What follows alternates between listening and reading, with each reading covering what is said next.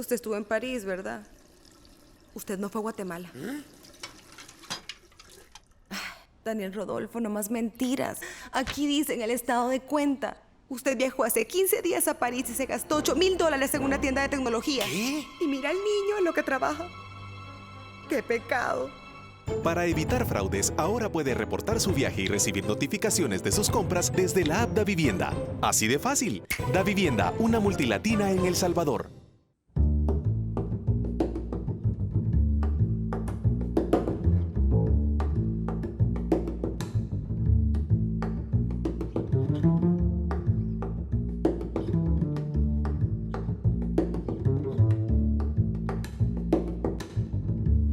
Buenas noches, bienvenidos a Foco. Soy Karen Fernández y estoy en compañía de Saúl Hernández y Alberto Arene.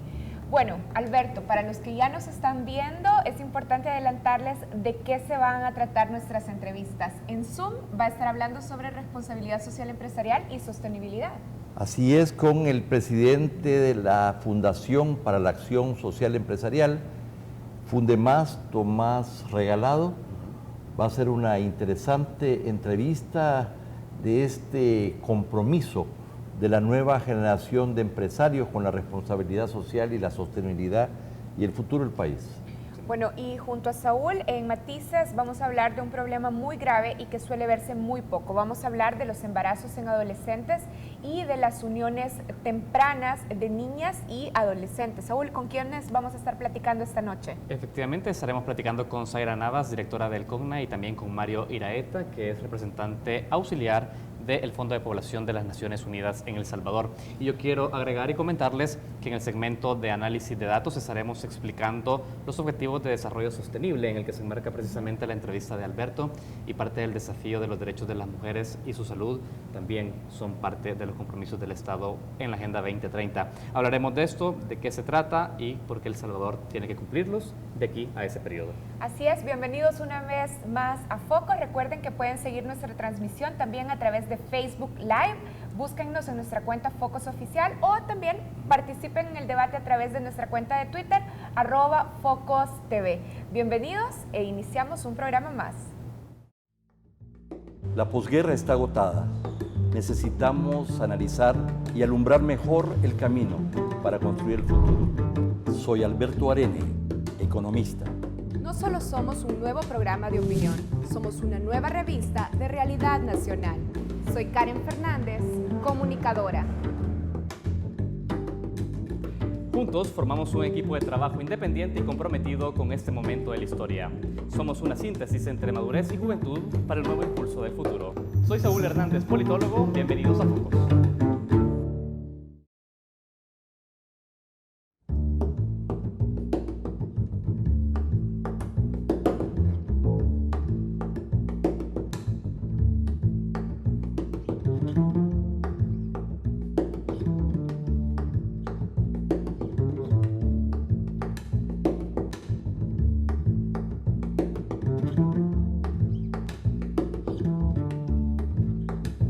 Muy buenas noches, amigos televidentes, bienvenidos a un nuevo episodio de Focos y de su segmento Zoom.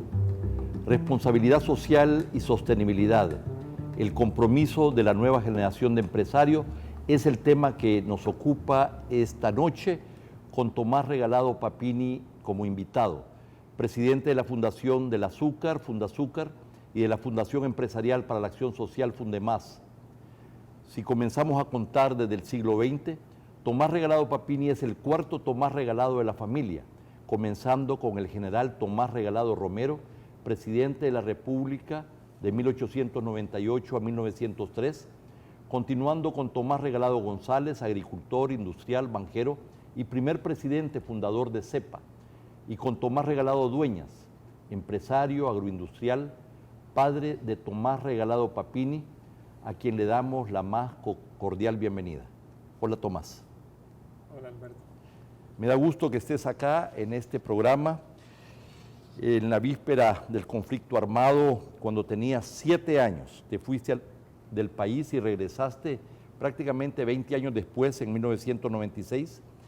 Estudiaste Relaciones Internacionales en la Universidad de Georgetown, en Washington, luego trabajaste en la misión de El Salvador en Naciones Unidas, pero hay una particularidad de tu vida que siempre me llamó la atención, es que estudiaste cocina en Nueva York, trabajaste, te hiciste chef, y al regresar a El Salvador pusiste un restaurante que yo iba con frecuencia con mi esposa, a Lo Nuestro, donde cocinabas, pero donde los comensales casi nunca te veían.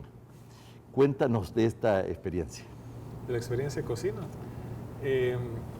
Bueno, yo estudié cocina en Nueva York y me quedé trabajando en restaurantes allá. Y cuando regresé al país, yo pasé 19 años viviendo en Estados Unidos, pero siempre tuve la intención y el deseo de regresar. Y cuando regresé a El Salvador, me di cuenta que para comer rico, para comer bien, tenías que ir a un restaurante italiano, francés o español. Yo me puse la meta, puchica, ¿por qué no hacemos un restaurante rico, bueno, de comida salvadoreña? Entonces surgió la idea de A Lo Nuestro, donde poníamos en relieve los ingredientes salvadoreños para que los comensales se sintieran orgullosos de nuestros ingredientes propios. Se le caracterizaba como una cocina fusión salvadoreña. Sí, lo que hacíamos es, utilizábamos técnicas internacionales de cocina, china, francesa, italiana, pero la clave era utilizar ingredientes salvadoreños y en particular los ingredientes de la temporada. Si era temporada de jocotes, hacíamos platos con jocotes. Si era temporada de nísperos, hacíamos platos de nísperos. ¿Y usabas el alguaste, nuestro pesto? Fíjate que nunca usé el alguaste, casualmente, aunque es algo tan común, nunca lo utilicé. ¿Todavía cocinas? ¿Sigues cocinando en casa? Sí, cocino, pero cocino cosas más que todo en función de que mis hijos le agarren cariño a la cocina. Entonces hacemos galletas, pasteles, barbacoa, cosas sencillas. Muy bien.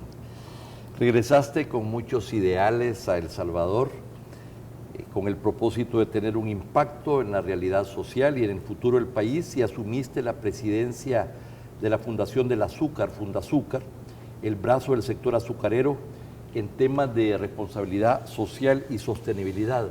¿Por qué? ¿Qué es lo que te llevó a asumir la presidencia de Fundazúcar? Me pidieron asumir la presidencia porque había trabajado en temas de responsabilidad social y sostenibilidad del sector azucarero en la empresa Compañía Azucarera Salvadoreña. Entonces vieron potencial de hacer cosas similares y fortalecer en el sector azucarero la forma en que se hacía el negocio, en la forma en que se hace el negocio de una forma más sostenible. Y la sostenibilidad se define cómo una empresa o un sector puede ser exitoso económicamente, pero entendiendo sus impactos sociales y ambientales. Eso es la sostenibilidad, es buscar éxito económico entendiendo que tenés una responsabilidad social y ambiental. Y eso fue el tema, cómo el sector azucarero, cómo toda la cadena del sector azucarero, comenzando desde que se cultiva, se transporta y se transforma azúcar en melaza, cómo se puede hacer de la forma más responsable, de cómo se puede hacer para impactar positivamente al país. ¿Pero qué en concreto, por ejemplo, han hecho? ¿A qué se dedican? Nos dedicamos a apoyar a la industria azucarera en fortalecer su forma de hacer negocios de forma sostenible. Específicamente, en la actualidad estamos trabajando un proyecto, se llama la Estrategia de Sostenibilidad del Cultivo de Caña, de la primera etapa del cultivo, del proceso, que es el cultivo de la caña. Y específicamente estamos implementando un manual de buenas prácticas agrícolas para asegurar que los cañicultores del país trabajen sosteniblemente y responsablemente en temas sociales, en su entorno, con su comunidad y con su forma de trabajar ambientalmente también.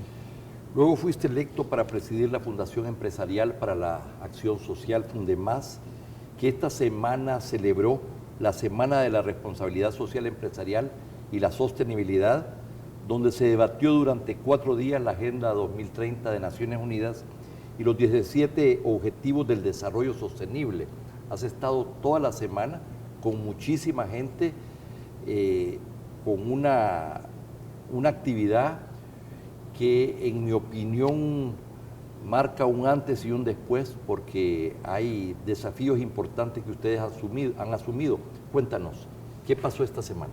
Esta semana, como Fundemás, hicimos la semana de responsabilidad social empresarial y sostenibilidad y enmarcamos en la semana el análisis de los objetivos de desarrollo sostenible, que son 17 objetivos que fueron desarrollados por las 193 naciones que son miembros de Naciones Unidas. Es decir, fueron desarrollados por todo el mundo con el motivo de crear un mejor mundo. Es decir, ¿qué podemos hacer nosotros, en este caso los países miembros de Naciones Unidas, para crear un mejor mundo?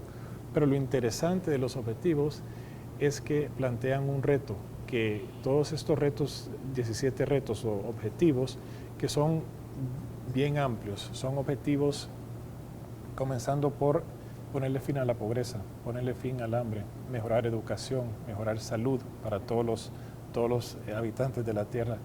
¿Cómo podemos afrontar el tema de agua, el tema de cambio climático? ¿Cómo podemos tener empresas exitosas pero sostenibles? Son temas tan amplios, tan grandes, que no solo es un temas que pueden afrontar los gobiernos solos. Y la gran bondad de los Objetivos de Desarrollo Sostenible es que fueron no solo desarrollados por gobiernos, pero desarrollados también por la sociedad civil, por universidades, tanques de pensamiento, pero también de empresas del mundo. Entonces el gran reto para todos es cómo podemos afrontar estos desafíos, estos objetivos conjuntamente. ¿Cómo puede gobierno, empresa privada, sociedad civil trabajar conjuntamente para afrontar y resolver estos objetivos? Los objetivos del desarrollo del milenio fueron del 2000 al 2015, pero estos objetivos para la sostenibilidad se inician en el 2015 para terminar en el 2030. Pero la diferencia es que mientras los primeros prácticamente eran asumidos por los gobiernos, estos son asumidos por los gobiernos, por las empresas, por la sociedad civil. Exactamente, esa es la gran diferencia y el tema, y por eso es que esta semana se la dedicamos a los Objetivos de Desarrollo Sostenible, para que las empresas privadas del país pudieran entender y visualizar su rol dentro de estos objetivos, cómo una empresa puede apoyar a resolver la pobreza, cómo una empresa puede apoyar a resolver el tema de cambio climático. Y realmente a la conclusión que llegamos es para poder resolver retos tan grandes no lo podemos hacer solos. El gobierno no puede solo, la sociedad civil no puede sola y la empresa privada tampoco puede sola.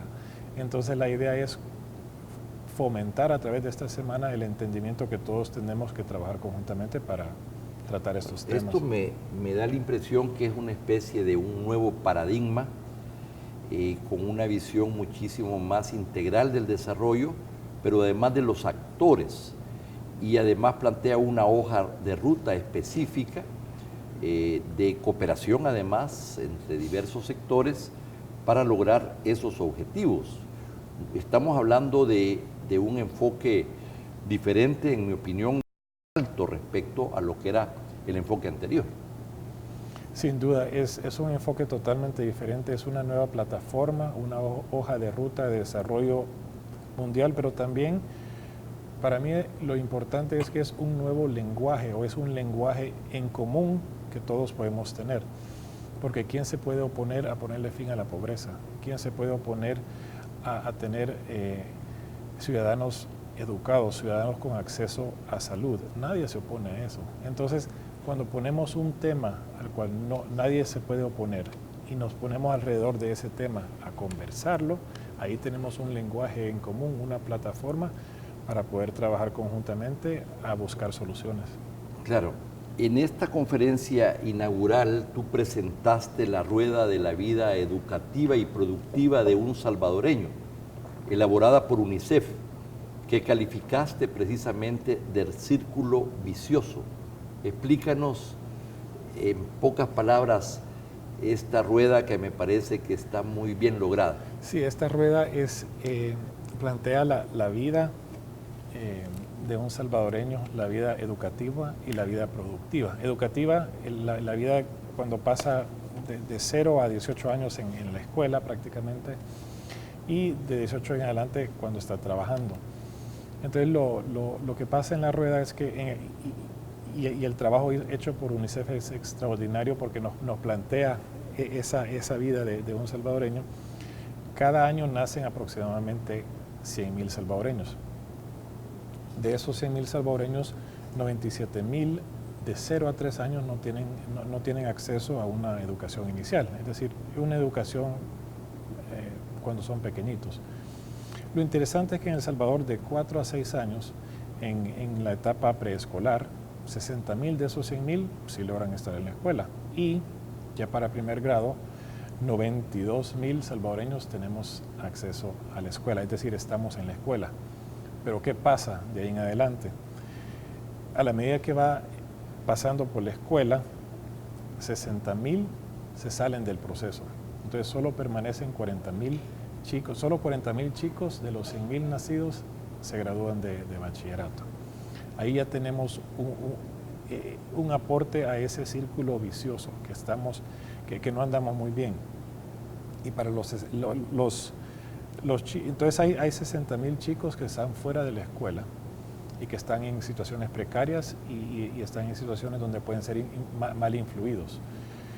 Pero ¿qué pasa con los restantes, los 40.000 que sí terminan? De esos 40.000, están en escuelas, 2 de 3 de esos chicos están en escuelas donde están en una situación de presencia de maras, una situación de inseguridad. Casi 2/3 de los centros educativos están afectados por la presencia de pandillas. Entonces estos jóvenes viven en ese ambiente, o no están en la escuela, o en la escuela están en una situación precaria o de amenazas. Y luego cuando se gradúan, y este es un dato importante, el cual cierra el círculo vicioso, es que entre 16 y 20.000 de esos niños que nacieron, ya cuando están en edad de trabajo, tienen un trabajo decente. Entonces la pregunta es, ¿qué pasa con esos 80.000 salvadoreños que no tienen un trabajo decente? Y por eso es un círculo vicioso, porque no... Y es vicioso porque no logramos salir de ese círculo. Entonces el reto es qué deberíamos de hacer como sociedad para salir de ese círculo, pero también convertirlo en un círculo virtuoso. Bueno, tú afirmaste precisamente en la conferencia inaugural una serie de preguntas que a mí me parecieron muy relevantes, como asumiendo las responsabilidades compartidas en esta sociedad por este círculo vicioso. Te preguntaste cómo nos vemos como empresa privada ante esta situación. ¿Podemos crecer y desarrollarnos económicamente ante este escenario? ¿Qué podemos hacer para impactar positivamente y fortalecer datos como estos? ¿Cómo podemos innovar? Lo que les he descrito es lo que llamamos un círculo vicioso en el cual hemos subsistido durante décadas y un círculo en el cual estaremos metidos en el futuro cercano si no tomamos acción. Tenemos dos opciones ante esta realidad: lavarnos las manos y culpar a otros, o ver cómo afrontamos y le damos soluciones innovadoras a estos temas. Estás planteando que hay que finalmente romper con este círculo vicioso. Y la gran pregunta precisamente es ¿cómo? ¿Cómo? Sí. ¿Y qué rol jugamos cada uno dentro de nuestra sociedad para convertir este círculo vicioso a uno virtuoso? Y ese es el reto que le pusimos esta semana a las empresas. ¿Cómo podemos aportar como empresas? ¿Qué rol tenemos? ¿Cómo nos vemos? Lo irónico es que, y esto es algo que fue dicho hace varios años es el lema de Naciones Unidas del tema de sostenibilidad, es que no pueden existir empresas exitosas en sociedades fracasadas. Entonces, el círculo vicioso es un símbolo de que estamos viviendo en una sociedad fracasada. Cuando tú observas la historia de nuestro país, tú observas que ha habido una especie de evolución permanente que cae precisamente en esta sociedad de fracasadas, en esta situación si no de estado fallido, pero como que no logramos salir, y que por momentos hay momentos de ascenso, de mayor crecimiento, de un poco de mayor movilidad, pero después entramos en crisis o en guerras o en situaciones difíciles como las que estamos hoy precisamente. Correcto, y hemos tenido intentos en el pasado para salirnos de este círculo, pero no han funcionado. Entonces necesitamos una nueva forma de visualizar el rol de cada uno de los actores de la sociedad en nuestro entorno y cómo podemos sacarnos de este círculo vicioso. Entonces tenemos que trabajar de una forma totalmente diferente. Vamos a hablar precisamente de esto y de este círculo virtuoso cuando regresemos de este corte comercial.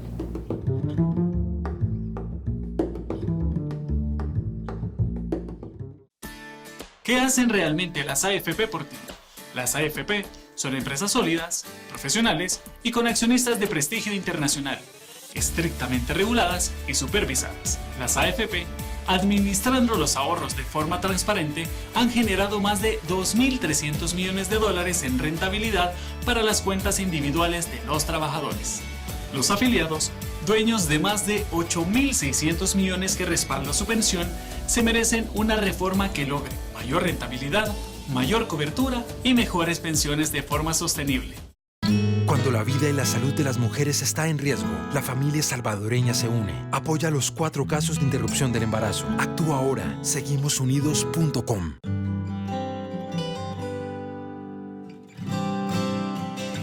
En los buenos y los malos momentos, la familia salvadoreña se une. Porque un embarazo de alto riesgo podría pasarle a cualquiera. Apoya los 4 casos de interrupción del embarazo. Actúa ahora. Seguimosunidos.com.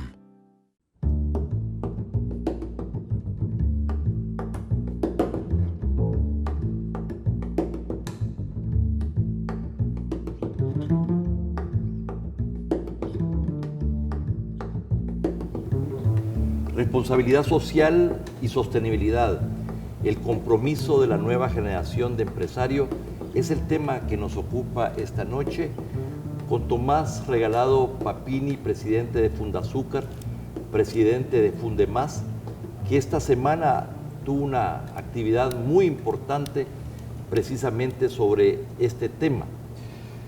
Tomás, tú y la Fundación proponen un círculo virtuoso para enfrentar este círculo vicioso que nos ha acompañado a través de nuestra historia.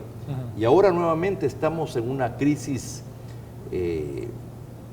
social, una crisis económica, una crisis de deuda, en fin, para un país además con altísimos niveles de vulnerabilidad, un sentimiento de, si no de derrota, pero de pesimismo ante el futuro. Y en medio de este contexto vienen ustedes no solamente a plantear un diagnóstico que a mi juicio es real, pero además a proponer una ruta diferente, y no estamos hablando aquí en este caso de políticos, pero estamos hablando de empresarios que asumen la responsabilidad social y el compromiso con la sostenibilidad integral del país. Háblanos de esta propuesta del círculo virtuoso. El círculo virtuoso viene a ser una propuesta de cómo la empresa privada puede actuar de una forma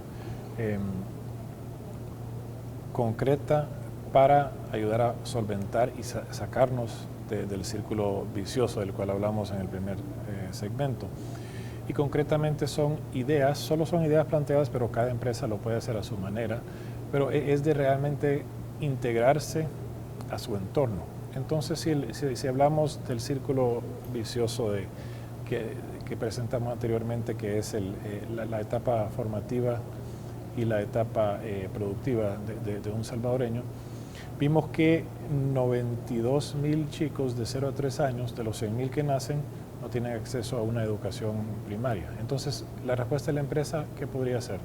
Podría ser apoyar poniendo guarderías en sus empresas. En la etapa que los chicos están de primer grado a bachillerato, horarios flexibles para los padres, para poder pasar, tengan tiempo con sus hijos, para poder asegurar que mantengan en la escuela.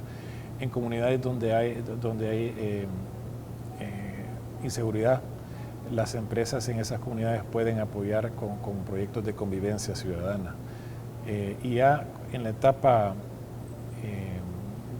de trabajo, la etapa laboral, ¿qué pueden hacer las empresas más allá de lo tradicional?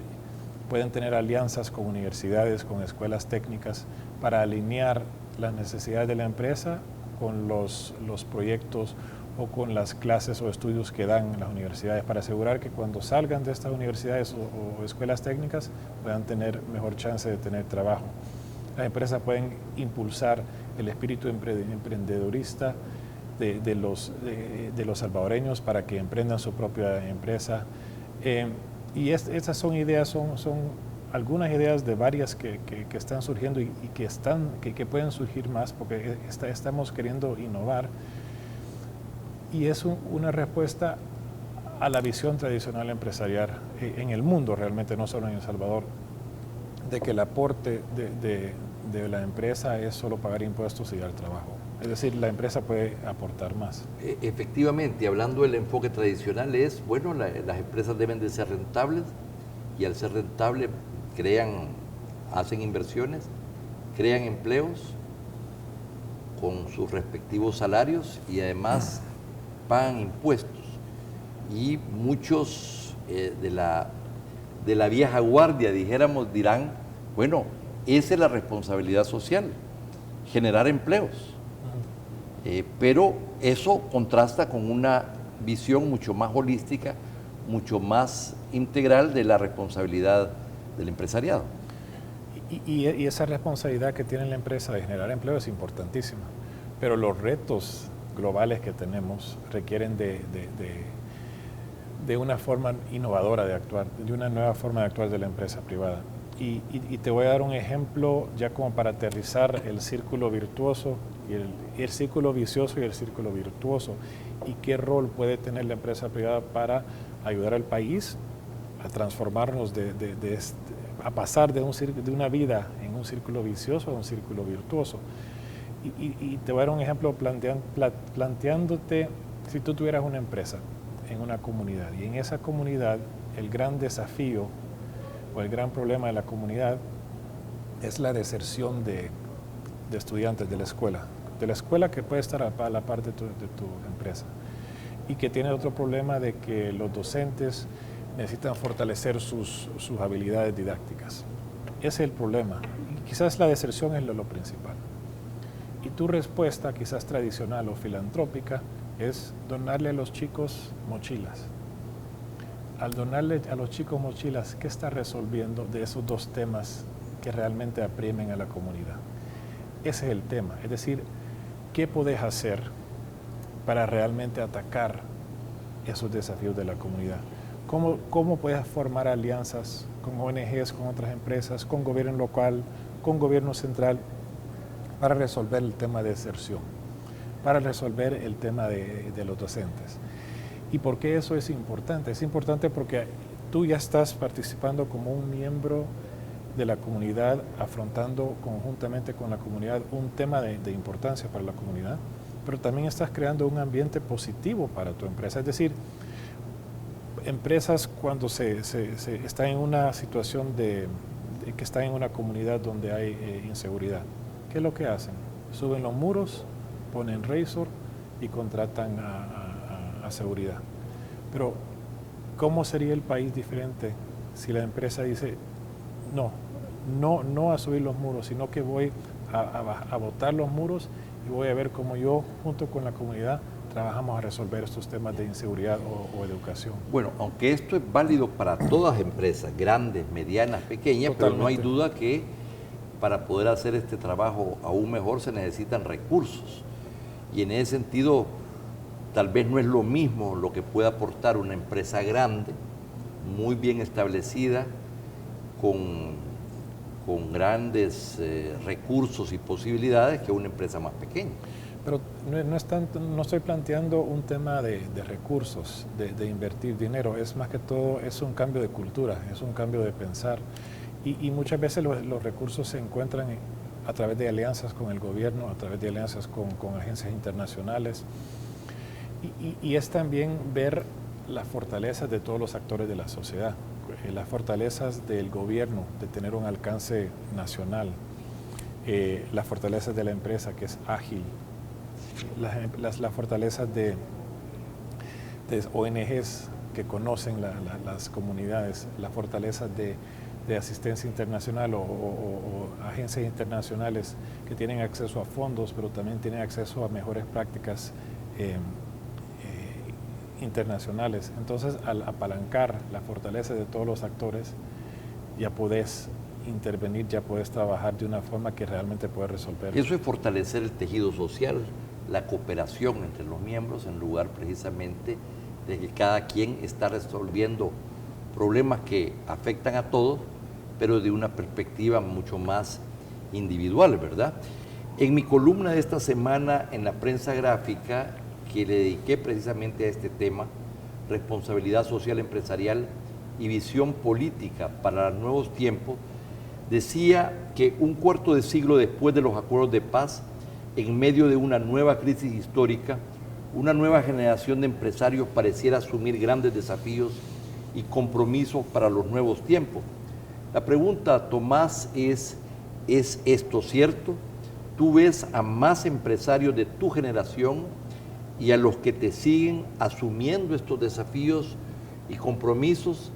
¿Se acercaron más empresarios de edades diversas, de tamaños de empresas diversas a esta semana de la responsabilidad social y la sostenibilidad? ¿Estás notando tú un cambio en ese sentido? Sí, definitivamente hay un cambio y el cambio viene desde hace décadas. Es decir, hay predecesores en el país de estas nuevas generaciones de empresarios que realmente formaron este concepto y ahora está agarrando mucha más tracción. Y agarra tracción porque esto es una evolución, es un cambio inevitable.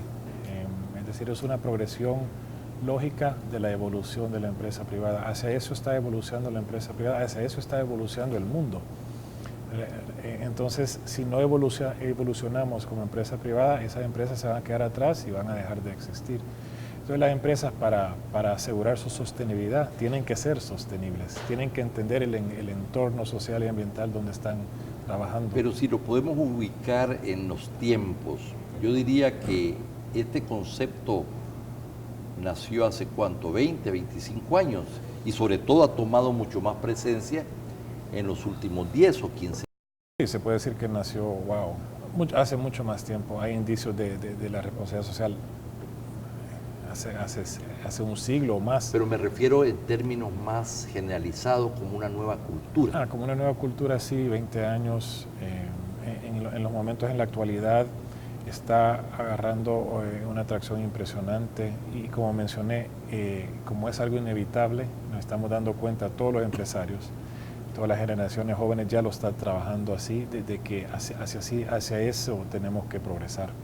Y en las escuelas de negocios se está además enseñando estos temas, se está hablando de esto. Sí, definitivamente.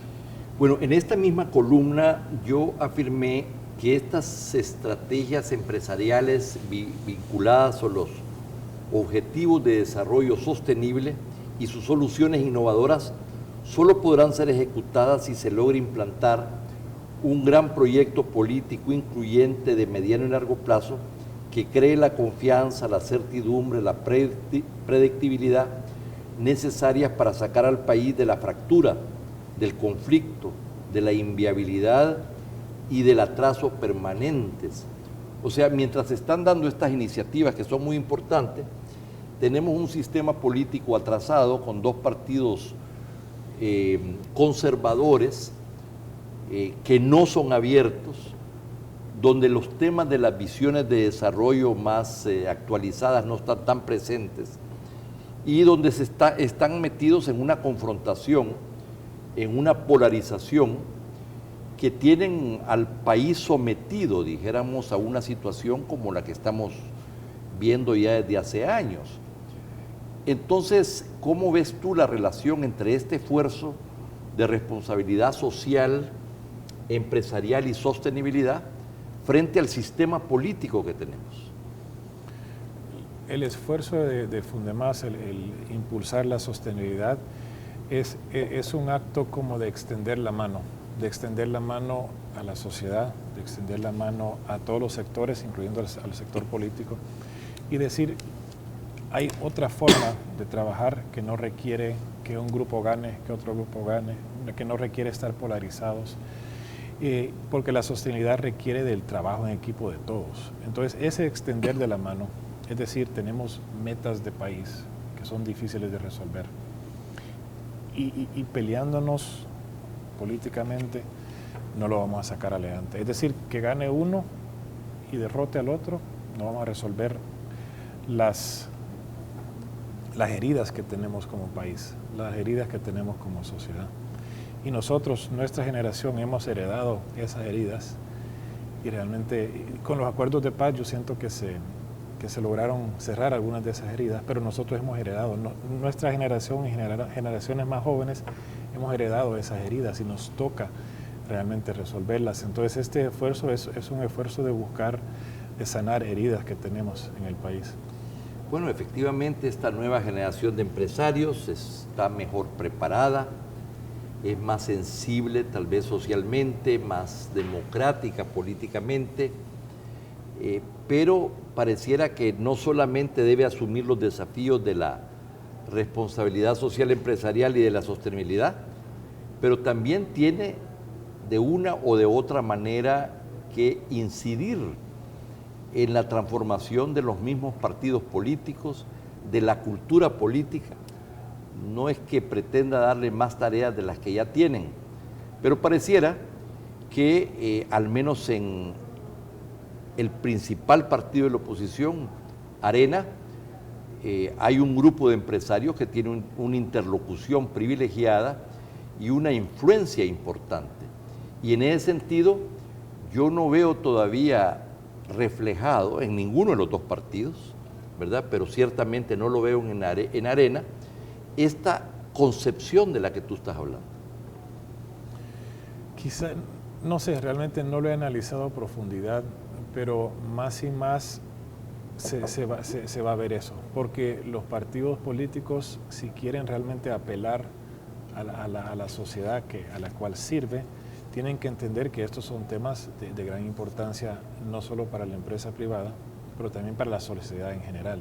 Entonces, si los partidos políticos quieren seguir siendo pertinentes, quieren seguir teniendo el apoyo que tienen de la sociedad, tienen que entender las tendencias, y la tendencia de sostenibilidad, la tendencia de transparencia, la tendencia de trabajar juntos, son temas que necesitamos para afrontar los desafíos tan grandes que tenemos en nuestro país y en el mundo. Esta es una visión de país, es una visión de nación, pero además es una visión de mediano y largo plazo, ¿verdad? Y de hacer viable y sostenible un país que todavía no lo es. Y el problema que tenemos es precisamente un sistema político muy atrasado, donde el eslabón más débil del sistema son precisamente los partidos políticos. Es lo más atrasado, es la vanguardia del atraso. Y un sistema es tan fuerte como lo es su eslabón más débil, ¿verdad? Esa es parte del problema. Exacto, lo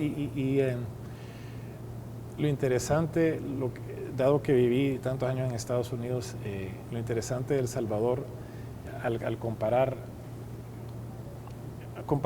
cómo nosotros como ciudadanos actuamos políticamente. En Estados Unidos, cuando hay elecciones, pues todo el mundo se pone partidario y todo lo demás, pero cuando no hay elecciones, todo el mundo se lleva bien y la vida sigue. Pero aquí en El Salvador casi es una pelea continua, una ruptura, pero pelea continua entre ciudadanos. Es decir, somos súper politizados como ciudadanos y no tenemos esa habilidad de decir, ok, olvidémonos de nuestras diferencias políticas, pero hay que forjar un camino conjunto, veamos cómo trabajemos conjuntamente. Así es.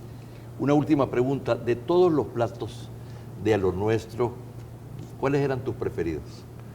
Puchica, los preferidos míos eran cuando realmente eran esos donde agarraba un ingrediente salvadoreño y lo presentaba de tal forma de que realmente se sentía esa nostalgia por los salvadoreños, donde se sentía ese ingrediente que me llevaba a mí o que podía llevar a los que llegaban a lo nuestro, a recordarse de su niñez y a recordarse orgullosamente de la cultura culinaria de El Salvador.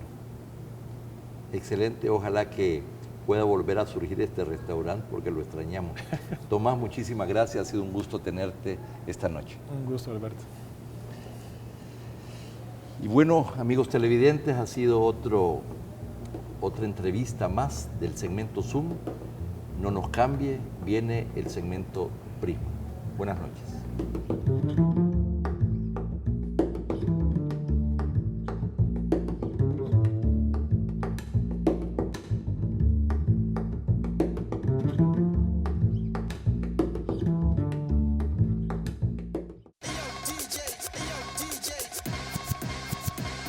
Tener estilo no es seguir tendencias. Lo que está de moda es no seguir las reglas. Se ve chivo.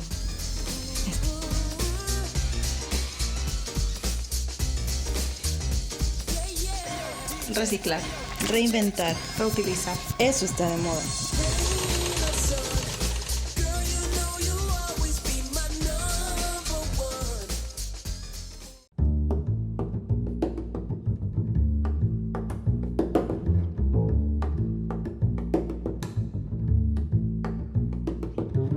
Buenas noches, bienvenidos a Prisma. Hoy hablaremos sobre los Objetivos de Desarrollo Sostenible y cuáles son los desafíos de El Salvador en materia social para cumplirlos. El 25 de septiembre de 2015, en la Asamblea General de la Organización de las Naciones Unidas, los líderes mundiales adoptaron la Agenda 2030 para el Desarrollo Sostenible, con 17 objetivos a alcanzar en los próximos 15 años. A diferencia de los objetivos de desarrollo del milenio, que fueron establecidos entre los años 2000 a 2015, enfocados en combatir problemáticas específicas de la vida cotidiana de los seres humanos, los objetivos de desarrollo sostenible, también conocidos por sus siglas como ODS, sostienen una visión integral en la que es necesario armonizar 3 elementos básicos: crecimiento económico, inclusión social y protección del medio ambiente. Pero, ¿qué es el desarrollo sostenible? Las Naciones Unidas lo define como el desarrollo capaz de atender las necesidades del presente sin comprometer las capacidades de las futuras generaciones para satisfacer sus propias necesidades. Por su dimensión requieren de la intervención no solo de los gobiernos, sino también de la empresa privada y la sociedad civil. A continuación, enumeramos 5 de los 8 objetivos en materia social y cuál es el contexto al que El Salvador se enfrenta para poder alcanzarlos. Número 1. Fin de la pobreza.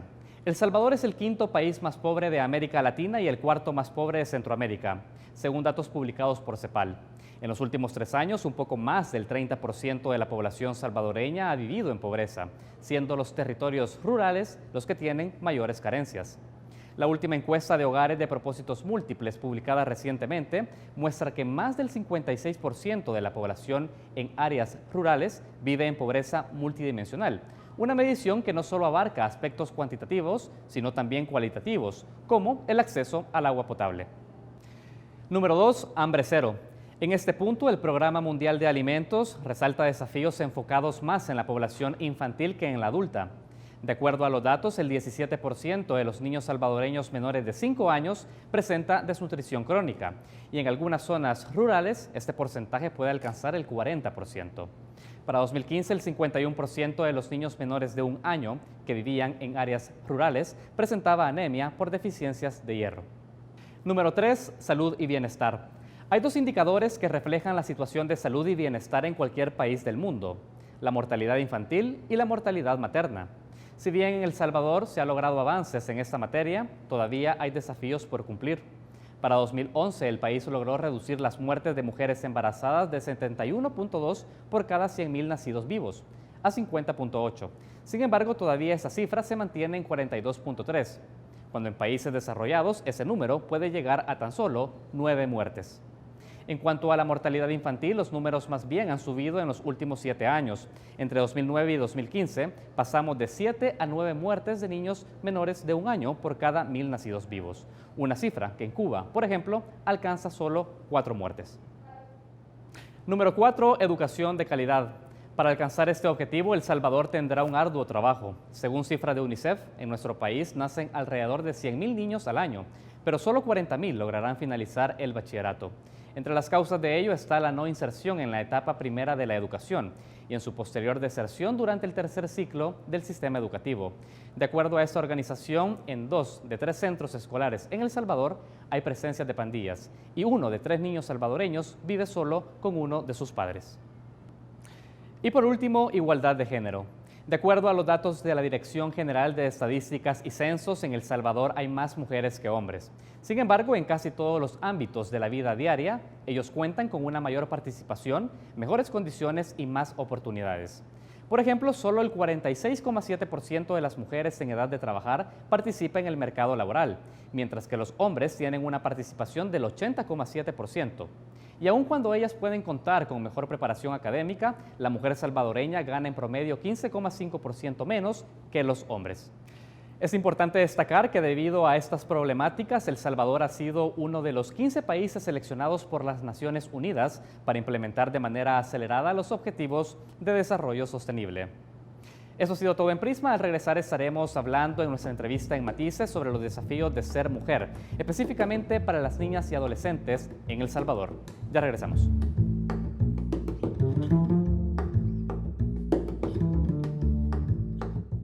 Yo siempre he respetado a su hija.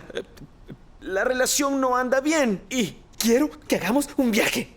Para eso necesito que me preste una plata. Bueno, que nos preste, porque somos 2. Además es su hija y... ¡Déjeme hablar! Si usted no nos presta la plata, la relación está en peligro y usted será el culpable. Ahora sí, que venga el suegro. ¿Necesita dinero ya? Ahora podrá solicitar adelantos de su tarjeta de crédito desde la app Davivienda. Así de fácil. Davivienda, una multilatina en El Salvador.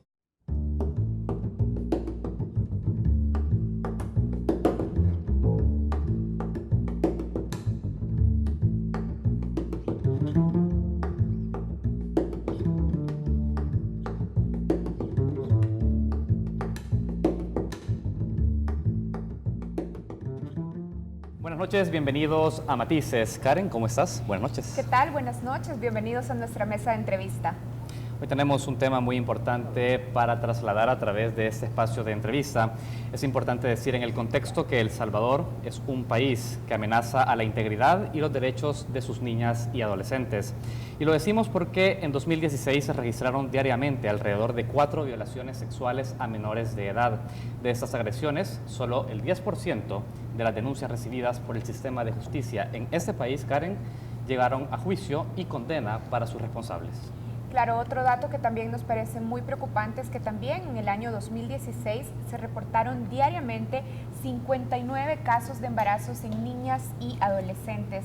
Este dato, ya lo decíamos, es alarmante porque coloca a nuestro país como uno de los países en la región donde habitan cientos, miles de mujeres con oportunidades truncadas, embarazos de alto riesgo, afectaciones a la integridad física y mental, y en estos casos estamos hablando de niñas y adolescentes. Así es, Karen, pero el tema comienza a discutirse en El Salvador. Hay instituciones de gobierno que están haciendo su parte, pero también organismos internacionales que están incidiendo.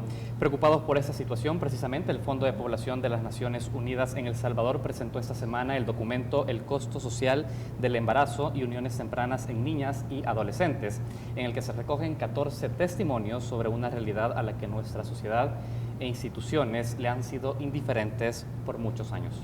Y ese es el tema que tenemos esta noche en la mesa de Matices, embarazos y uniones tempranas, otro rostro de la violencia en El Salvador. Y para analizar las causas, consecuencias y posibles soluciones a esta problemática, esta noche queremos dar la bienvenida a Zaira Navas. Zaira es directora ejecutiva del Consejo Nacional de la Niñez y Adolescencia, el CONNA. Bienvenida, Zaira, a nuestra mesa de entrevista. Gracias, muy buenas noches, es un gusto estar con ustedes. Y también está con nosotros Mario Iraeta. Mario es representante auxiliar de el UNFA, el Fondo de Poblaciones de Naciones Unidas de El Salvador. Bienvenido. Muchas gracias, Karen, Saúl, gracias por el espacio. Gracias Bien. a ambos. Queremos iniciar esta entrevista, Mario, preguntándole, tal como lo señalábamos en la introducción de este programa, en el año 2016, 59 niñas y adolescentes quedaron embarazadas diariamente en El Salvador, según datos del Ministerio de Salud. Ustedes han señalado que esto representa y ocasiona un impacto negativo al desarrollo sostenible de El Salvador. Queremos saber por qué. ¿Por qué esto es un costo? Definitivamente, Saúl, esa es una de las preocupaciones que el Fondo de Población tiene, digamos, como un tema central de los que aborda en el mundo, y El Salvador pues no escapa a esta realidad. Hemos visto que en El Salvador todavía se mantiene el tema del embarazo adolescente en un promedio, digamos, preocupante, alarmante, muy similar al dato que se encuentra en Latinoamérica, digamos, en promedio. Y pues para nosotros es importante abordarlo porque esta realidad del embarazo adolescente limita las oportunidades de desarrollo de las chicas, pero que también tiene un fuerte impacto en la dinámica social del país. En ese sentido, es necesario abordar el tema desde diferentes perspectivas, pero la primera de ellas es comenzar a desnaturalizar el tema. Conocer las cifras y estas que ustedes están mencionando es un primer paso que lleva a El Salvador a decir esta realidad es preocupante y esta realidad no es normal. Por eso, tal y como ustedes lo mencionaban en la introducción, este año el Fondo de Población dedicó el Día Mundial de Población, que fue el pasado 11 de julio, a abordar el tema de la salud de las mujeres en El Salvador como un tema de realización de sus derechos en el caso de que se cumpla o de desmérito de sus derechos en el caso de que no. En ese sentido, el tema del embarazo adolescente es una cuestión que determina en gran medida no solo la salud de las mujeres, sino también sus oportunidades de desarrollo en su vida, digamos. Entonces, en ese sentido, es importante comenzar por ese primer paso, conocer las cifras para desnaturalizar. Y justamente una intención del documento era poder adentrarnos en lo que hay detrás de esas historias, porque como sociedad salvadoreña tendemos en muchas ocasiones a culpabilizar a la niña sobre la circunstancia del embarazo adolescente y empezamos a poner calificativos a la chica despectivos. Pero muchas veces no conocemos qué es lo que hay debajo de esas historias y qué es lo que hay. Este documento menciona algo de eso. Bien. Mario ya estaba hablando entonces de la importancia de desnaturalizar el tema de los embarazos en niñas y adolescentes. Pero Zaira, estamos en un contexto cultural en el cual la maternidad y las uniones de las mujeres con sus parejas suelen ser entendido como algo relacionado con la honra, el valor de las mujeres, de estatus y por lo tanto ser, por ejemplo, convertirse en pareja de alguien o unirse con alguien, incluso estar embarazada, suele ser algo bien visto y celebrado en algunos contextos. ¿Por qué para el caso de las niñas y adolescentes esto no debería de ser así? ¿Y cómo sus instituciones intentan romper este esquema cultural? Bueno, es muy importante lo que Mario acaba de plantear respecto a la naturalización, que es precisamente lo que tú acabas de explicarnos. Y es que históricamente hay que aclarar que no solo en lo rural, de hecho los estudios que se han realizado recientemente, publicados en el 2015 y 2016, nos revelan que no es solo en el campo o no solo en el ámbito rural en la que las uniones se dan de manera temprana o en la que predomina el embarazo adolescente. Obviamente en el ámbito rural está mucho más naturalizado o las familias suelen tener una expectativa de vida o de desarrollo y eso es lo que hemos creído tradicionalmente también respecto a la manutención del hogar, las relaciones, incluso lo que acabas de plantear es cómo es recibida socialmente una niña o un adolescente que tiene una relación sexual temprana, una unión temprana y que tiene un hijo. Es natural, es aceptado y además se relaciona a su manutención, incluso a la manutención de la familia. Mario nos citaba la importancia que tiene tener estudios sobre esto, tener evidencia. Solemos hacer conclusiones a la ligera. Los estudios publicados el año pasado, que es un trabajo conjunto entre el Fondo de Población de Naciones Unidas e instituciones del Estado, buscan precisamente generar evidencia, identificar qué es lo que ocurre en la vida de una niña o un adolescente qué ocurre en su desarrollo, qué pasa con su hijo o su hija cuando ella tiene una unión temprana o cuando está embarazada. ¿Y qué es lo que nosotros hemos logrado identificar? Primero, la naturalización. Segundo, es necesario hablar de derechos y es necesario hablar de desarrollo integral y ver a la niña en el contexto social en el que está o al adolescente, y también ver el costo social que tiene para esta sociedad, que tiene para la vida de esta niña o esta adolescente y para su hijo o su hija. Estos estudios nos han permitido identificar además que si no rompemos con este ciclo, que es un ciclo violento, podemos ahondar en esto, si no rompemos con este ciclo, lo que ocurre es una repitencia en el embarazo. Y esto tiene un mayor costo social en la vida de la niña, pero también en esta sociedad. Bueno. Mario, usted ya estaba diciendo que lo que se ha documentado es que hay impactos cuando ocurren embarazos en adolescentes y niñas, hay impactos sobre su salud, pero también nos decía, se truncan oportunidades para el desarrollo. Ya Zaira decía que es importante tener evidencias claras y documentar qué pasa realmente en las vidas de estas niñas. ¿Podemos hablar específicamente de estos impactos? Sí, totalmente, Karen. Este documento que se ha sacado, que refleja el costo social, evidencia cómo el tema del embarazo adolescente está estrechamente ligado en muchas de las circunstancias a temas de violencia sexual, a temas de matrimonio infantil, a temas de violencia intrafamiliar. Y es muy interesante leer las historias de las chicas, cómo relatan que en muchas ocasiones el tema de unirse tempranamente, es decir, acompañarse con un hombre, independientemente de su edad, es una alternativa que ellas tienen a la situación de violencia que enfrentan. En el interior de su hogar. Totalmente. De alguna manera el contexto es que las obliga, digamos, las presiona para que tomen una decisión de ese tipo. Hay una historia interesante de una chica que dice, mi papá intentó abusar de mí. Mi tía, porque su mamá había muerto cuando ella tenía 5 años, mi tía me llevó a vivir con ella, lejos de eso, pero luego mi tía no me podía mantener, porque al parecer que ella iba a viajar, iba a migrar. Entonces la mandó de regreso a la casa del papá. La chica, ya ahora con alrededor de 14 años, opta mejor por hacerle caso a un joven ya mayor, arriba de los 20 y pico de años, que estaba insinuándole que quería acompañarse con ella. Entonces, como escapatoria ante la violencia sexual que iba a enfrentar en su casa, opta por eso, ¿verdad? Probablemente cuando nosotros vemos, y es lo que Zaira nos decía, cuando nosotros vemos esos casos, como sociedad tendemos a poner una etiqueta que responsabiliza exclusivamente a la niña. Y un poco lo que el documento pretende hacer es desnudar esas causas que están dentro, porque son muchísimas causas que pasan, o muchísimos casos que pasan a raíz de esas causas. No siempre son uniones entre adolescentes o embarazos que se producen por el noviazgo de un adolescente, de grupos de adolescentes. Muy bien. Zaira, queremos seguir abordando datos y también el entorno en el que suceden estos casos de embarazos y uniones tempranas en niñas y adolescentes en el país. Según datos del Instituto de Medicina Legal, en el 2016 en El Salvador se registraron alrededor de 5 casos diarios de violencia sexual contra niñas y adolescentes. Se agrega también que el 80% de estas violaciones fueron cometidas por un familiar o conocido. A nosotros nos llama la atención y nos gustaría saber cómo el Estado puede proteger a estas niñas cuando el agresor está dentro del hogar y está sometida a una relación de poder en este hogar. ¿Cómo hace el Estado para intervenir? Bueno, creo que es importante llegar al punto del que estábamos, la evidencia.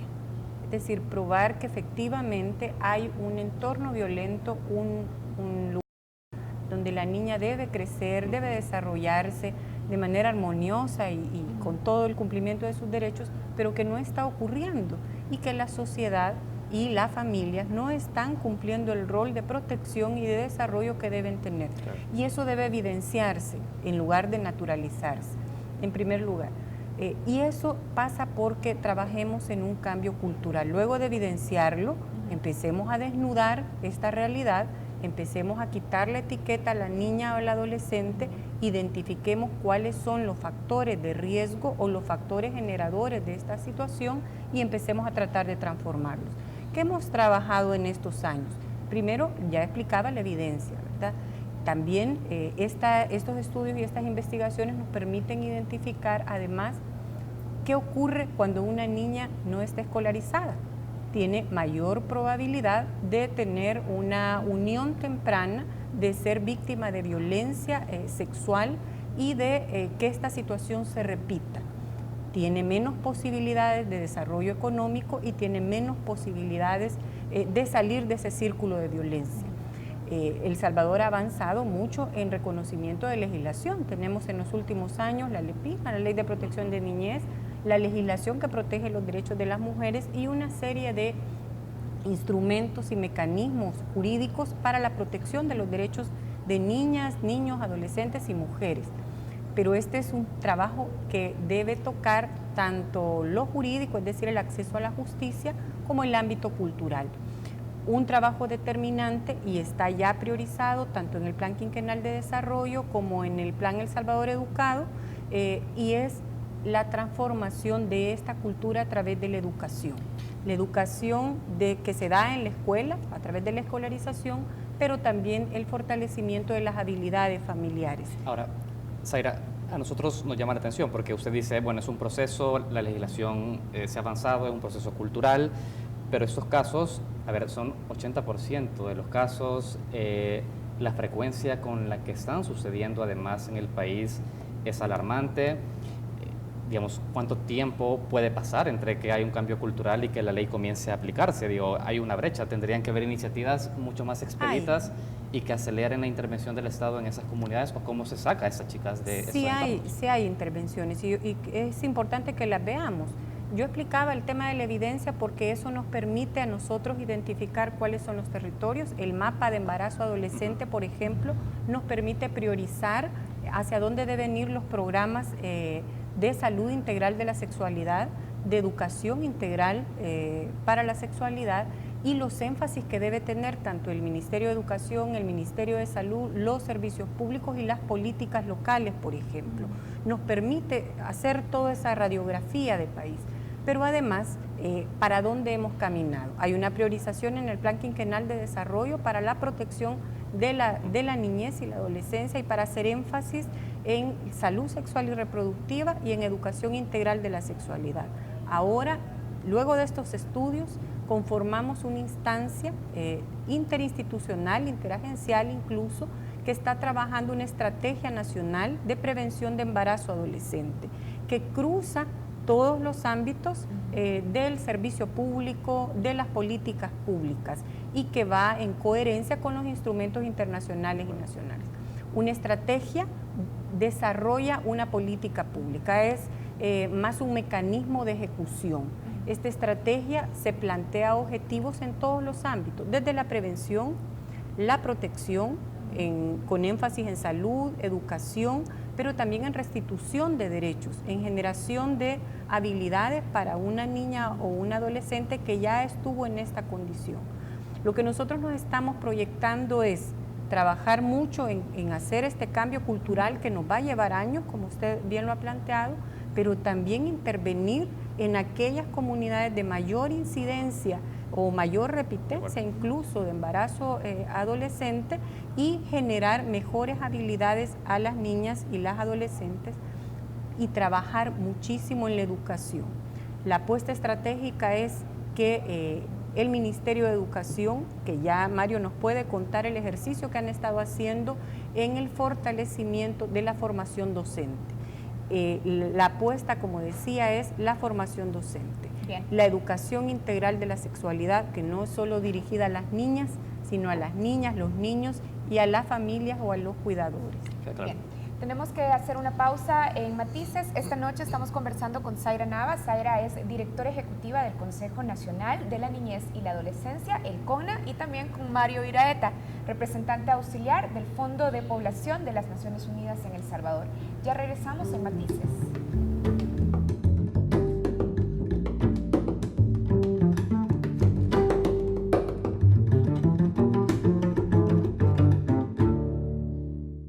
Llevamos luz para que la mañana comience, para que se alegre el día, para que se ilumine la noche. Llevamos luz para aprender, para saber. Llevamos luz para ver, para compartir, para disfrutar. Llevamos luz para vivir. En AES llevamos luz por todo El Salvador, hasta donde estés, para que tu vida brille todos los días. AES, luz para El Salvador.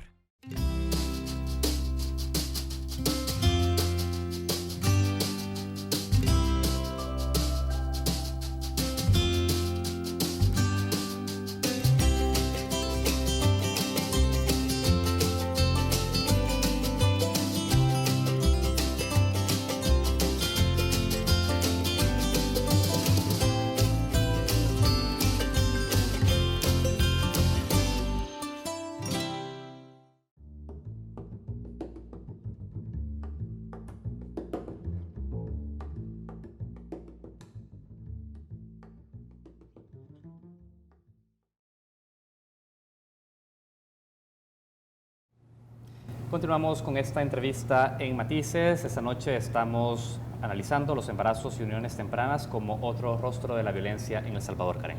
Y todas las semanas hacemos una encuesta en Twitter, en nuestra cuenta @FocosTV. Esta semana preguntamos, en 2016 hubo 5 violaciones diarias que tuvieron como víctimas a niñas y adolescentes.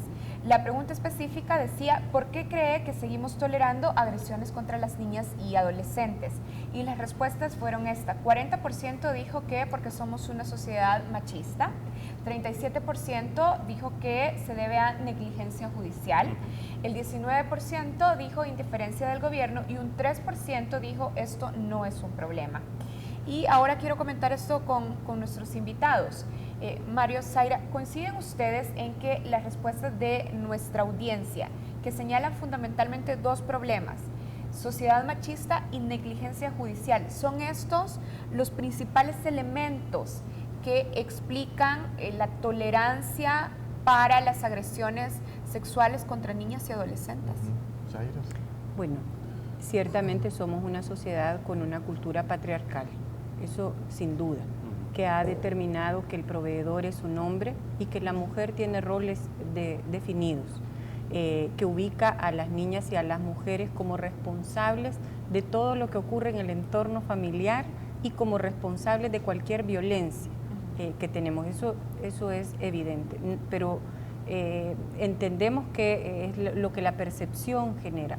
Obviamente hay razones de mucho más peso que son no solo culturales, sino económicas, y está marcada obviamente por las brechas que han existido entre hombres y mujeres. Yo creo que hay avances importantes, pero es una tarea pendiente en El Salvador, la equidad y la igualdad de los géneros y la generación de desarrollo y de espacios para niñas y para adolescentes y mujeres. Respecto a la responsabilidad en el ámbito judicial, creo que el acceso a la justicia y la respuesta de la justicia podría marcar una diferencia respecto a cómo la sociedad concibe este tipo de fenómenos. Pero como usted bien planteaba, del 100% de casos, el número de casos que se resuelven en el ámbito judicial es muy reducido, que efectivamente juega un rol determinante la preparación y precisamente las formaciones, las costumbres, las creencias de los operadores de justicia, pero además la falta de especialización en la materia para investigar. Este tipo de delitos no han sido concebidos en el imaginario de los operadores de justicia como delitos. Fíjense que es interesante escuchar que un porcentaje de la población, aunque mínimo, determina que esto no es un problema. Y es una situación gravísima que toca no solo el ámbito social y familiar o del desarrollo de una persona, sino del desarrollo económico de este país. Porque en la medida que una mujer o una niña ve truncado su desarrollo y su vida, también se trunca el entorno familiar y en el ámbito económico. Creo que debemos dar mejores muestras como país en el campo del acceso a la justicia. Los resultados de los casos que se presentan en el ámbito judicial, usted citaba un número, yo tengo datos de 64 2015, 60 2016 y hoy ya llevamos un número grande de embarazos por violación. No digamos la cantidad de violaciones en niñas y adolescentes que supera los 1.700, casi llega a los 1.790 en el 2016. Estamos hablando de un número grande y que el resultado judicial es muy reducido. Bien. Zaira, usted ha planteado un dato importante respecto a los embarazos productos de una violación. Yo quiero preguntarle algo, Mario, porque entre las 14 historias publicadas por el informe de UNFPA se identifica que existen embarazos en niñas y adolescentes en cuadros donde existe, por ejemplo, una diabetes gestacional o una preeclampsia, generando, de hecho, precisamente embarazos de riesgo o un bebé con complicaciones en su salud en el futuro. ¿Ustedes están de acuerdo como UNFPA o incorporan dentro del análisis del abordaje de este tema que se permita el aborto cuando el embarazo es producto de una violación a niñas y adolescentes? ¿Está contemplado ese aspecto? Quiero decirle dos cosas para citar un poquito mi posición o la posición de Naciones Unidas en relación a este tema. Uno es que primero nosotros como Agencia de Naciones Unidas somos muy respetuosos de las decisiones de los países en materia de qué legislan y qué no, ¿verdad? O cómo lo legislan. Vamos más en la línea de generar el diálogo en el caso de que hayan casos como estos, en donde no son circunstancias normales, sino que son circunstancias excepcionales, pero que es necesario hacer una discusión al respecto para esto. Y por otro lado también dejar claro de que el tema de la interrupción del embarazo en adolescentes o del embarazo en general no debe ser vista como un instrumento de planificación familiar. Esos son dos temas sumamente fundamentales. Que esta discusión o esa reflexión el país debe hacerla en función de cuánto las niñas que pasan por esta experiencia están pagando un coste, ¿verdad?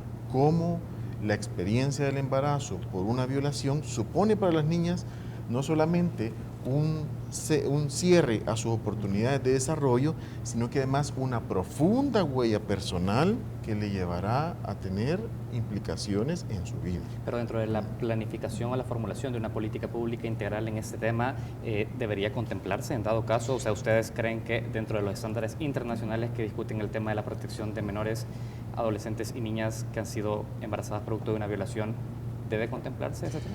En muchos países se contempla.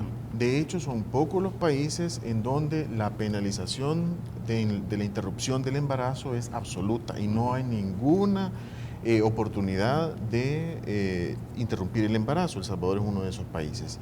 Entonces, si usted me pregunta por los estándares internacionales, Saúl, sí, en definitiva, se contempla esas excepciones o esos casos en los que se puede entrar. Por lo tanto, digamos, pero es un tema que queda más a discusión del país. Ustedes saben que ahora, por ejemplo, en la Asamblea Legislativa hay una u otras propuestas que se han formulado y a las cuales, pues, está esperando una discusión. Zaira, usted estaba diciendo ya en su intervención anterior que el problema de los operadores de justicia tiene que ver con sus creencias, con sus propias visiones, pero también con falta de preparación. Durante los años 2013, 2014 y 2015, las denuncias de violaciones en menores de 15 años que llegaron a juicio y terminaron en condenas apenas rondaron el 10%. ¿Qué está fallando para usted en el proceso o en los aplicadores de justicia? ¿Qué nos permite entender esta impunidad en los casos de violaciones a menores de edad? Bueno, el primer elemento ya lo dijimos, un tema de naturalización que la cultura ha ido reproduciendo y que también hay mucha aplicación. En lugar de aplicar la sana crítica, se aplica la íntima convicción, ¿verdad? Y eso nos da enfoques y abordajes distintos. Por otro lado, también tenemos una legislación que, aunque es muy represiva, toda la legislación salvadoreña tiene un enfoque eminentemente represivo y no en otro sentido. Sin embargo, tenemos una legislación que también tiene esa inequidad y esa desigualdad en el trato que le da al delito, en cómo se identifica un hecho delictivo y cómo está desarrollado el proceso para esto. Por ejemplo, a eso iba. ¿En qué elementos específicos podemos ver esa inequidad en la legislación para abordar los casos de violaciones y agresiones sexuales? Precisamente la falta de credibilidad, el tipo de prueba que se puede aportar en este tipo de delitos por su naturaleza, por sus características. En El Salvador, aunque están desarrollados otros tipos de prueba, otros elementos probatorios, la prueba por excelencia que se aplica es la prueba testimonial, y versus el testimonio de una víctima, versus los peritajes, prima por lo general la presunción de inocencia y otras garantías que ciertamente deben ser efectivas, pero no se le da credibilidad a la víctima. Es decir, la presunción de inocencia opera muy bien, pero no la presunción de credibilidad de una víctima. Las víctimas tienen poco reconocimiento tanto en la legislación como en el desarrollo de sus derechos, y aquí creo que tenemos un gran valladar. Un avance importante que tenemos por ahora son los nuevos tribunales que van a conocer de casos por violencia hacia las mujeres. Sin embargo, tienen un reto grande. Tenemos apenas un juzgado de instrucción y un juzgado de sentencia. Para una cantidad de casos. Cantidad de casos. Y yo quiero regresar al tema de las violaciones, porque nosotros registramos 60 violaciones de niñas y adolescentes, un poco más, un poco menos probablemente, según la fuente. Nosotros tenemos de Fiscalía y Medicina Legal. Sin embargo, esas son las cifras que llegan a conocimiento de la Administración de Justicia. Pero todos los casos de niñas que tienen una unión que debe ser forzada porque es violación con un hombre de 30 años o más, y es una niña de 14, 15 años, eso es violación. En nuestra legislación, los aplicadores de justicia tienen interpretaciones variadas respecto a una disposición que es clara. No vayamos lejos. Los casos estos de personas que pagan por tener relaciones sexuales con niños y niñas no están identificados de manera adecuada, o no hay una tipología lo suficientemente clara para poder establecer la responsabilidad. Correcto. Aunque para nosotras es evidente y es claro y la legislación nos lo permitiría, pero no se aplica así. Entonces hay una inequidad desde la legislación, pero esencialmente desde la aplicación de esta legislación. Zaira, quisiera conocer también su opinión sobre el asunto de permitir el aborto en casos de violaciones cuando las víctimas sean niñas y adolescentes.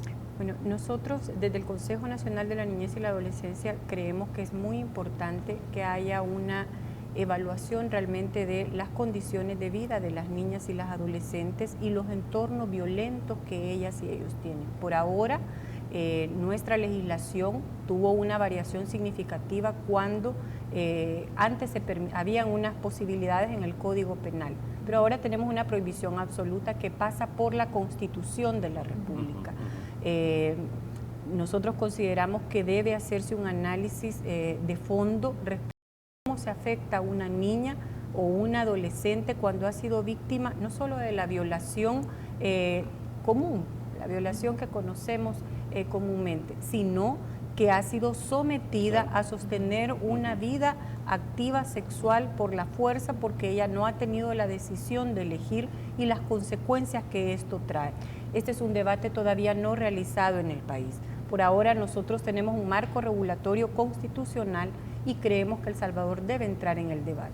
Muy bien, siempre en sintonía, Mario, de evaluar la legislación en el país en materia de protección a las niñas y las adolescentes.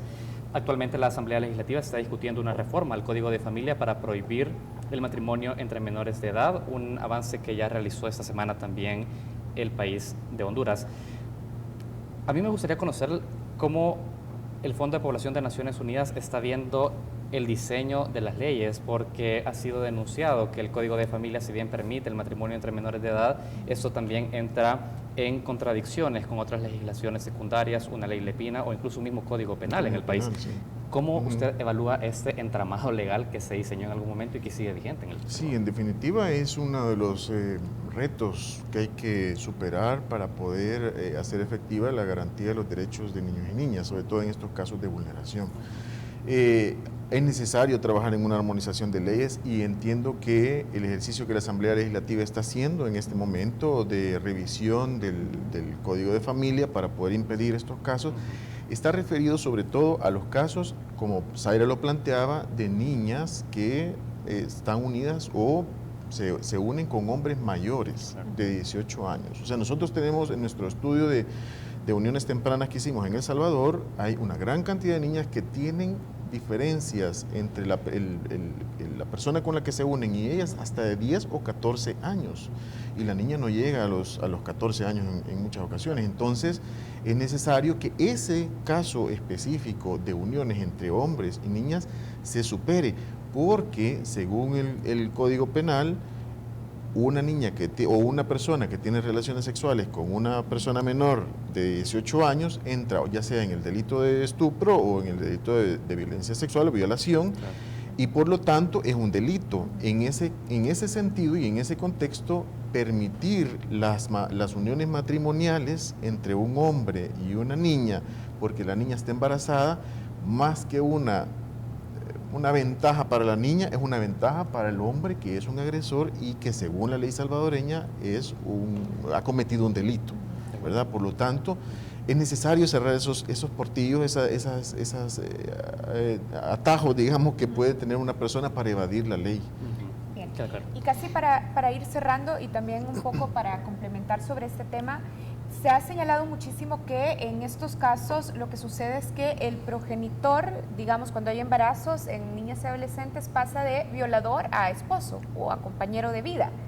¿Qué aspectos, Zaira, debemos tomar en cuenta para comprender y además romper con este fenómeno? Mire, es muy importante tener claro que las personas nos desarrollamos y vamos adquiriendo la capacidad de toma de decisiones en la medida que vamos relacionándonos socialmente.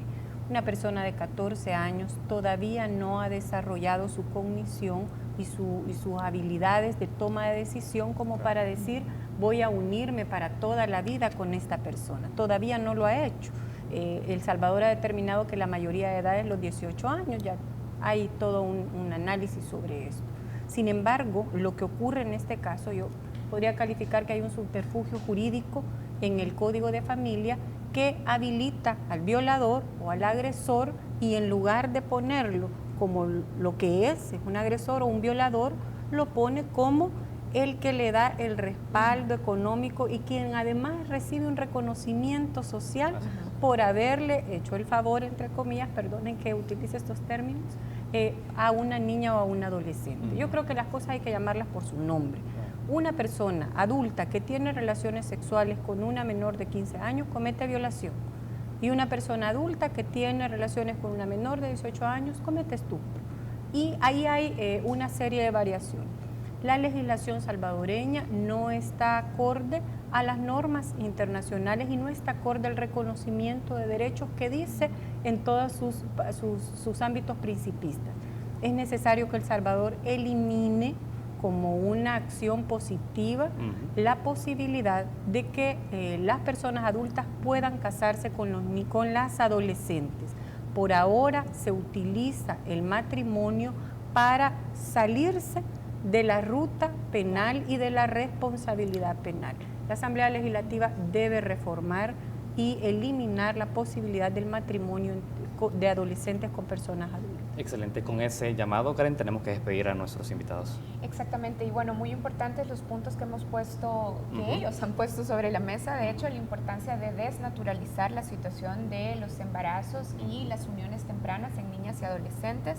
Y por supuesto, considerar los impactos físicos, pero también los impactos que tiene para el desarrollo de estas niñas y también para el desarrollo social. Y bueno, los retos culturales y sociales y legales también. Muchísimas gracias por habernos acompañado a Mario Iraeta. Mario es representante auxiliar del Fondo de Población de Naciones Unidas en El Salvador. Y también muchísimas gracias a Zaira Navas, directora ejecutiva del CONNA, el Consejo Nacional de la Niñez y la Adolescencia. Así es, Karen. Hay que recordar que esta entrevista la podrán encontrar durante la semana en nuestra página web, focostv.com. Hacemos una pausa y ya volvemos con más.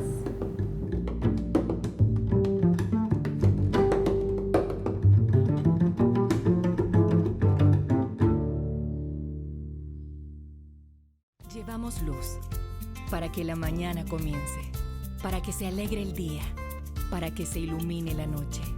Llevamos luz para aprender, para saber. Llevamos luz para ver, para compartir, para disfrutar. Llevamos luz para vivir. En AES llevamos luz por todo El Salvador, hasta donde estés, para que tu vida brille todos los días. AES, luz para El Salvador.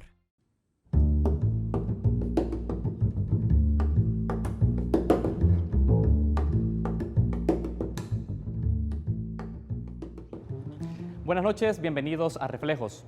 El Salvador forma parte de 15 naciones alrededor del mundo que implementarán de manera acelerada los 17 Objetivos de Desarrollo Sostenible. La CEPAL estima una movilización de recursos sin precedentes para su cumplimiento.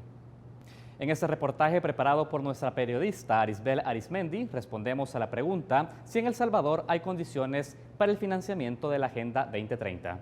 Veamos.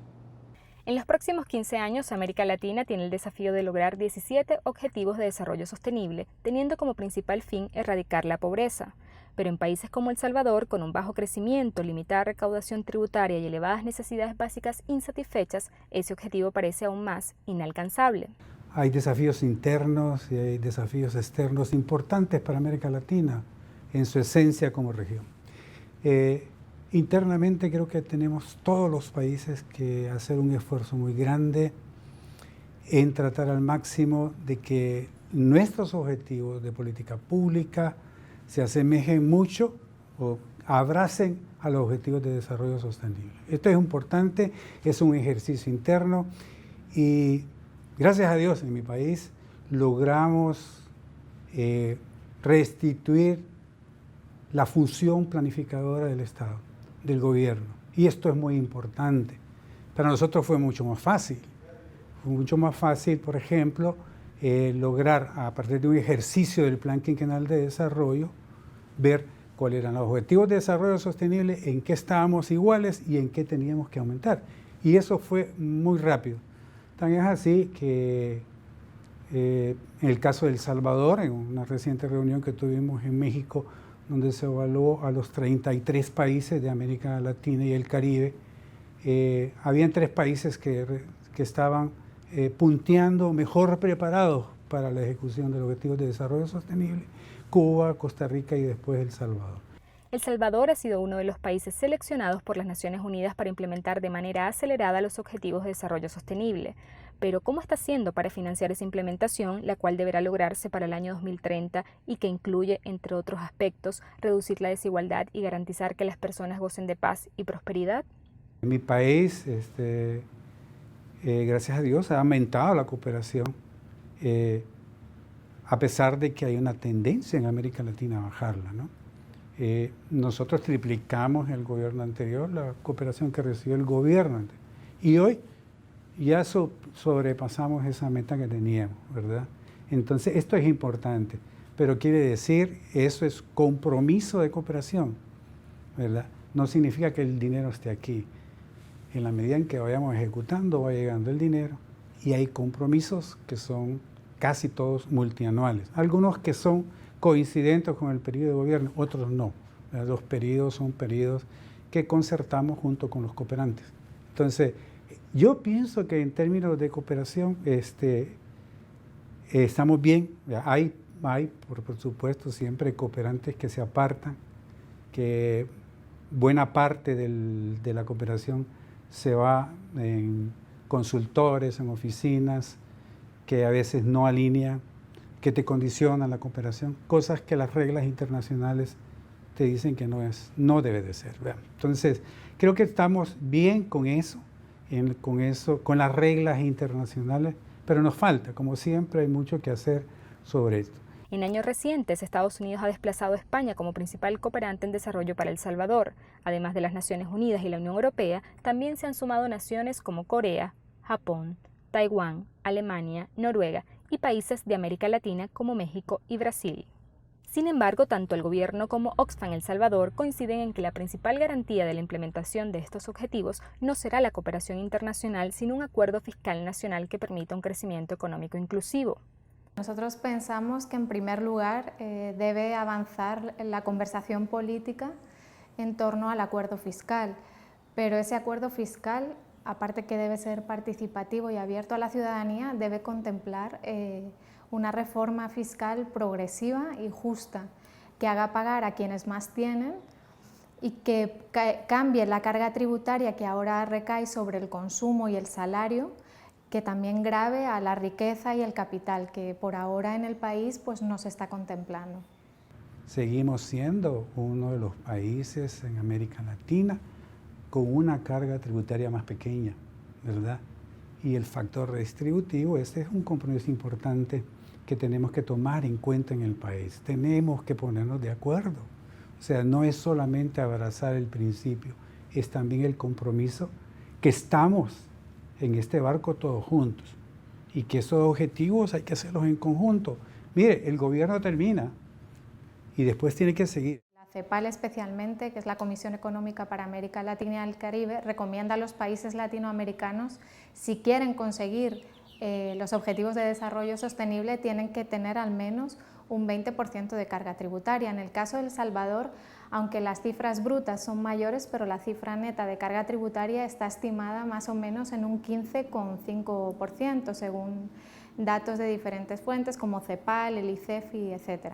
Entonces nosotros consideramos que deben emprenderse reformas que vayan en camino a redistribuir, como decía, el peso, y que implementen impuestos directos, ¿no? Hasta ahora los impuestos indirectos es la mayor vía de recaudación que tiene el Estado, a través del IVA, principalmente, no solo el IVA, pero sí con gran predominancia.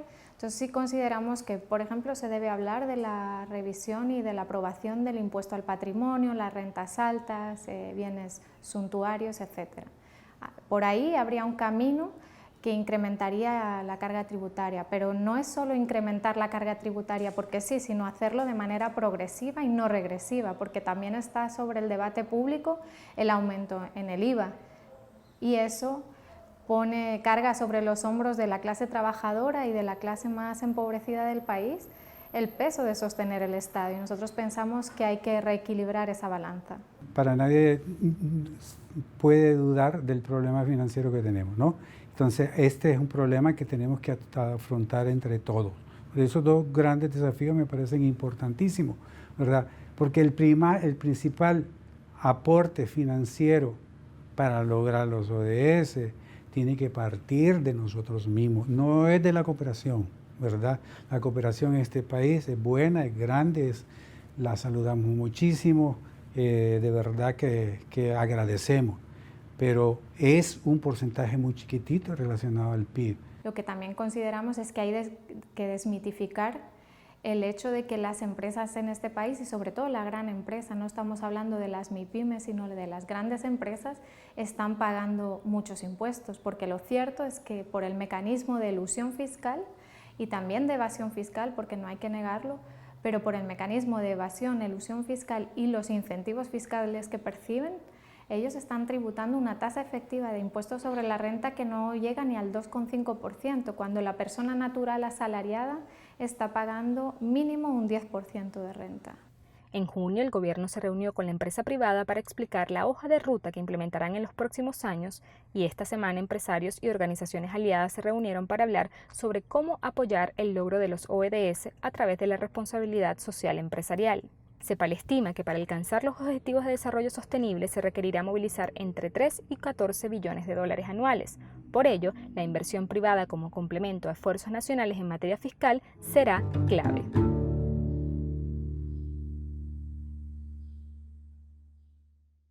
Cuando la vida y la salud de las mujeres está en riesgo, la familia salvadoreña se une. Apoya los 4 casos de interrupción del embarazo. Actúa ahora. Seguimosunidos.com.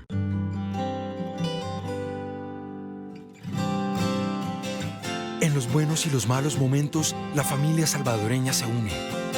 Porque un embarazo de alto riesgo podría pasarle a cualquiera. Apoya los 4 casos de interrupción del embarazo. Actúa ahora. Seguimosunidos.com.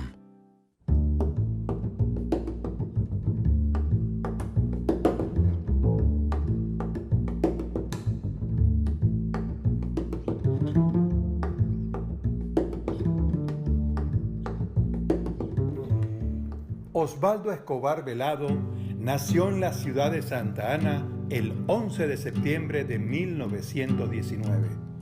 Su padre fue Simón Escobar Vides y su madre María Velado. Se graduó de bachiller en el Colegio Externado San José. En la primera etapa de su producción literaria siguió los cauces del romanticismo. Posteriormente desarrolló una obra más realista. Talento para el derecho le sobraba, pero su fuego interior era la poesía. y la poesía con expresión desnuda, convertida en canción, en trueno, en protesta, en descarga emotiva. Perteneció al Grupo 6, es parte de la llamada Generación del 44, grupo que se pronunció en contra de la dictadura del general Maximiliano Hernández Martínez. En las jornadas de abril y mayo de 1944 se lanzó a las calles agitadas por la huelga contra el dictador. Inició la carrera de leyes en la Universidad del Salvador, pero tuvo que marcharse al exilio a Guatemala y luego a Costa Rica. En esos años escribe su poemario Tierra Azul donde el venado cruza, que es galardonado con el segundo lugar en los Juegos Florales de San Miguel en 1956, ocasión en la cual conoce al joven Manlio Argueta, quien en esa oportunidad ganó el primer lugar. En 1958 funda la revista Gallo Gris y el radioperiódico Mediodía en la YSKL. Le conmovió el dolor humano. Convivió en las comunidades más pobres de San Salvador y del campo salvadoreño. Entre sus obras destacan Poemas con los ojos cerrados, Rebelión de la sangre, 10 sonetos para 1000 y más obreros, Árbol de lucha y esperanza, Volcán en el tiempo, Cristo América, Cuba América, Patria exacta y otros poemas. Una despiadada enfermedad terminal en la garganta apagó su voz el 15 de julio de 1961. Con apenas 41 años, una vida fugaz pero intensa que dejó su poesía como testamento y testigo fiel de su amor, su ideal y su coraje.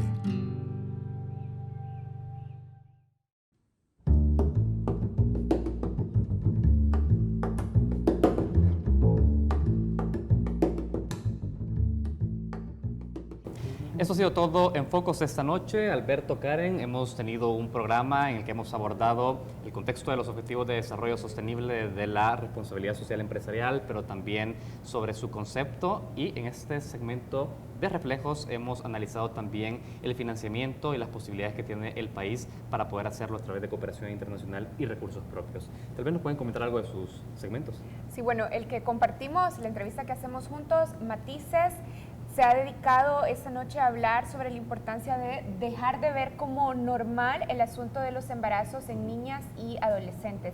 Hablamos también de las implicaciones a nivel de salud y de desarrollo social que sufren las niñas y las adolescentes en estos casos, y hablamos también sobre los retos que hay, no solo a nivel cultural, sino también de los retos que hay en el sistema de operadores de justicia para vencer la impunidad en estos casos, muchos de los cuales son de violaciones sexuales. Así es, y en el segmento Zoom precisamente tuvimos una interesante entrevista con Tomás Regalado, presidente de Fundazúcar, pero también presidente de Fundemás, la Fundación de la Acción Social Empresarial, que esta semana tuvo 4 días intensos, ¿verdad?, de reuniones, de discusiones, donde hay un nuevo enfoque para la responsabilidad social, para la sostenibilidad, asumiendo los compromisos de los objetivos precisamente del desarrollo sostenible de Naciones Unidas, que implica una cooperación entre todos los actores, donde esta nueva generación de empresarios pone precisamente este tema en la agenda. Me parece que esto no puede pasar desapercibido, que es una nueva visión muy progresista, muy integral para el futuro de El Salvador. Y por último, hay que recordar que este contenido está disponible, Karen y Alberto, en nuestro sitio web focostv.com, donde pueden suscribirse a nuestro boletín semanal, que les cuento que si se hubieran suscrito la semana anterior, lo estarían recibiendo en este momento al cierre del programa. Pueden hacerlo aún en esta página web. Así es. Bueno, buenas noches. Los esperamos el próximo domingo a las 7:30 de la noche aquí en Canal 33. Buenas noches.